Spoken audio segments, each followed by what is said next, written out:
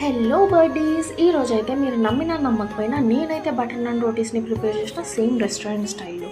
దీనికోసం half cup పెరుగులో కొంచెం షుగర్, సాల్ట్, వంట సోడాని యాడ్ చేసి 1 కప్ ఆఫ్ మైదా పిండిని యాడ్ చేసి వాటర్ పోసుకుంటూ పిండిలాగా కలుపుకోవాలి.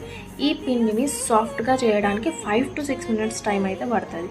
వన్స్ సాఫ్ట్ అయిన తర్వాత ఒక గిన్నెకి ఆయిల్ రూసేసి హాఫ్ అన్ అవర్ పాటు ఈ పిండిని పక్కన పెట్టేయండి. తర్వాత ఈ పిండిని తీసుకొని చపాతీ ముద్దల్లాగా తీసేసుకోండి. చపాతీ ముద్దల్లాగా తీసుకున్న తర్వాత దీనిపైన కొంచెం కొత్తిమీర ఇంకా నువ్వులను యాడ్ చేసుకొని దీన్ని నేను చూపించినట్టు డయాగ్నల్ షేప్లో ప్రిపేర్ చేసుకోండి.